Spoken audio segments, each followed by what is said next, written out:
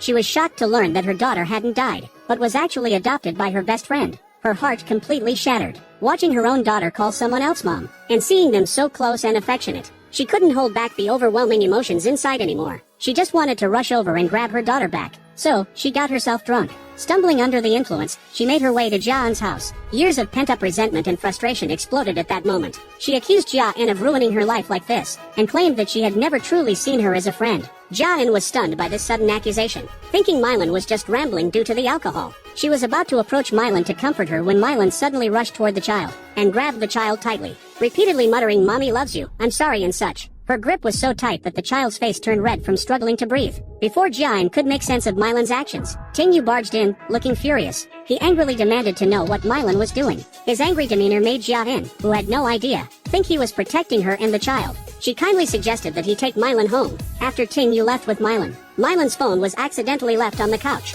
Jia-En picked up the phone to return it, but as she approached the door, she witnessed a scene that made her feel an icy chill down her spine. Their strange behavior planted a seed of doubt in her heart. Trembling, she unlocked Mylan's phone. One contact name stood out painfully. "My man, Ting-Yu." Those words hit her like a lightning bolt. Her mind went completely blank in an instant. She could barely believe the truth before her. She suppressed the shock and tremors inside her, and rushed straight to Mylan's apartment building, determined to get to the bottom of it. While entering the building, she kept praying in her mind. She must have read it wrong. This can't be real. But the moment she opened the door, men's shoes scattered by the entrance caused Jia-En's legs to give way and nearly collapse. Then came the familiar voice of her husband from the bedroom. She suppressed the unease in her heart, and slowly moved toward the bedroom door. She saw Mylan, holding Ting-Yu, affectionately calling him honey. The sight before her made her heart feel like it was being ripped apart, but she couldn't even let out a single cry. Silently, she turned and walked out the door. Her tears blurred her vision. Her best friend, whom she treated like family, and the husband she had supported with everything, had joined forces to make a fool out of her for 6 years.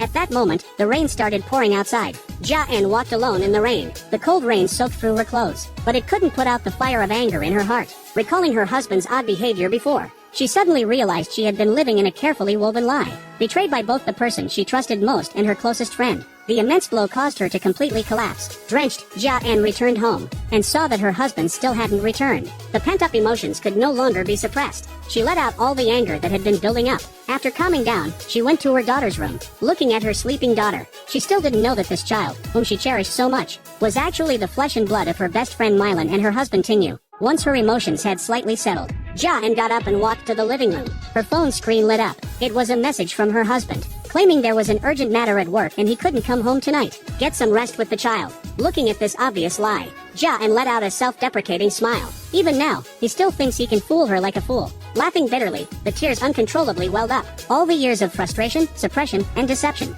were like a tidal wave drowning her. Her throat ached with the pressure. Just then, her daughter's soft voice came from behind. Jia-En quickly wiped away her tears, and held her daughter tightly in her arms. She was the only pillar she had left in this cold home, the only reason she could keep going. From that moment on, Ting-Yu's betrayal weighed heavily on her family's heart, making her lose all focus. She started having nightmares even during the day. In the dream, Ting-Yu and Mylan sat at opposite ends of the table. Meili sat obediently in the middle. The three of them were happily eating together. The scene was so warm it was blinding.